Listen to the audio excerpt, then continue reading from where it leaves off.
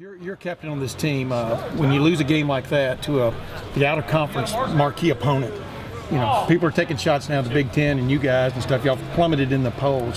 What do you kind of hold on to this week? Because you had big dreams, I would think, along with, you know. The season's not over. Yeah. I mean, we still got however many games. There have been one-loss teams that have won the national championship before. It's happened. So our goals are still there. We got to keep getting better each week. We don't have time to really worry about who says what about us because we've never really been the crowd favorite.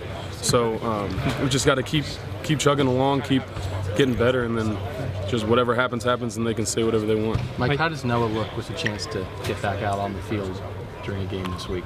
Well, he looks good. He hasn't lost a step. I mean, he's still fast, still plays with good technique. He's got to keep working with the defense. I think he didn't really miss too much, though, because he was over on scout team for the weeks that he was gone. But it's not gonna take him very long to understand the defense. So I think he's going to play, and he's going to play a lot. He made a difference on Saturday. You referenced Brewer kind of extending some of those plays. Obviously, didn't have him, but do you think he could have made a difference in that? I'm sure he could have. I think the guys we had in there did their job well. Everyone makes mistakes, but Noah's a playmaker, so you never know what plays he's going to decide to make. But yeah, I mean, I wouldn't say no, he wouldn't have made a difference because it is Noah.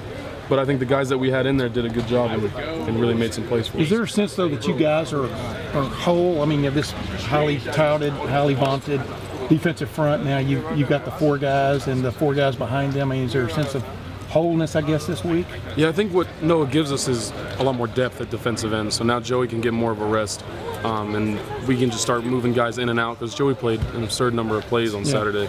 So getting him to play at a higher level for all those plays will be a lot better than having him dog-tired in the fourth quarter. So I think having him back just really adds the whole, we've got 8 men ready to rotate, and that's going to help us a ton. Mike, what do you see in Kent State? Thanks, man. I think they run a similar offense to Virginia Tech. They're going to do a lot of shifty stuff, a lot of trying to confuse, a lot of screens and that kind of stuff. So it's going to be, especially for the D linemen, it's going to be a lot of retracing and running to the ball. We're going to have to make sure we shut down the run early, or else they're just going to be able to just run it and then pass it and then drop back and then screen, and it's just, you got to shut down at least one aspect of their offense because they have so many different plays that they could run. So I think the biggest thing is shut down the run early and then react to the screen. Mike, you guys had the drive where you guys had tied it at 21, and then they came out and drove down the field to take the lead again at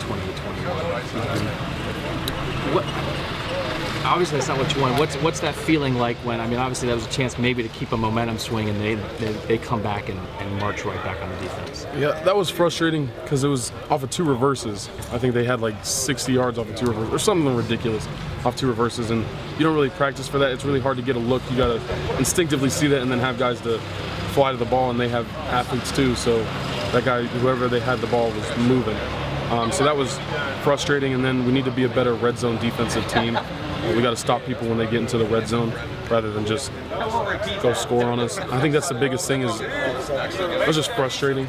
I think the defense does a good job not holding on to things. So if they score on us, we're going to go out and play the next series like nothing happened. We're just going to go run our butts off and then just try to just keep working. Nobody's getting down. Nobody's hanging their head or anything. But yeah, I mean, as soon as they scored, it was just like, oh, we can't do that again.